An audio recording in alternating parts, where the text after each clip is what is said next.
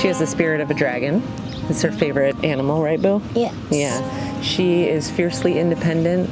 She is incredibly kind, and she is the most determined person I know.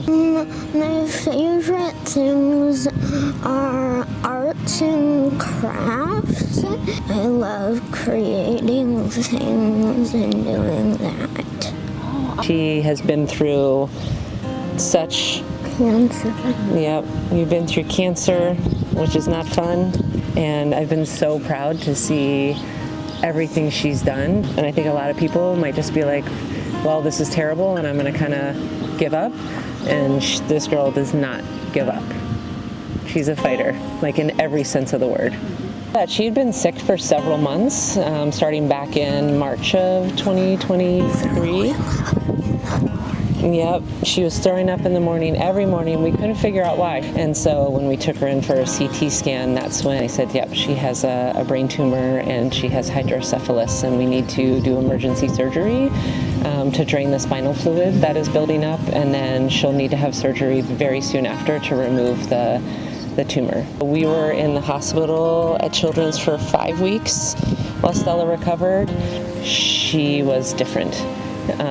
She couldn't talk, she could barely move, she could barely sit up on her own, she couldn't eat on her own, she had a feeding tube. What's that, baby? Yeah, that's right, she couldn't swallow on her own. She had a number of infections throughout the course of those weeks that she was at Children. She had radiation, 30 sessions of proton radiation, and then stayed in the rehab unit there at the Mayo Clinic and did PT and OT and speech every day, sometimes twice a day. So while she was getting cancer treatment, this girl was working hard on everything. And I was kind of sick of being in the hospital, and I just hated it so much. I just wanted to go home and be a normal kid. Then she started chemotherapy. And that, just from my perspective, seemed to be the worst. And I think, that's sort of like one chapter for Stella is treating the cancer. But then we realized that it's one of those things where I think as a parent, you get to this weird spot where you're like, I wish she had just had cancer.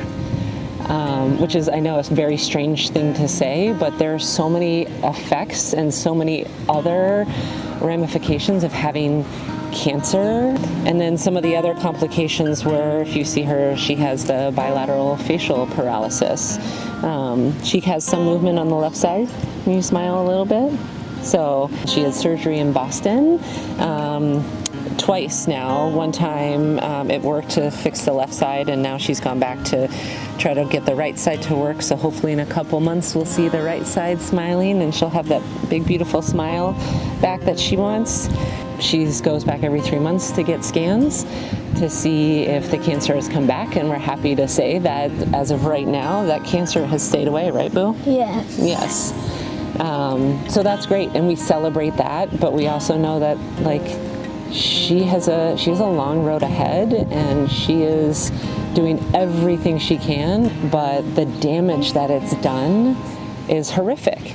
It's absolutely horrific. So that's what I would hope for this research, that if there's a child out there that unfortunately has a brain tumor, that they can remove it and treat the child without these devastating consequences. What can we do so that no child has posterior fossa syndrome, right?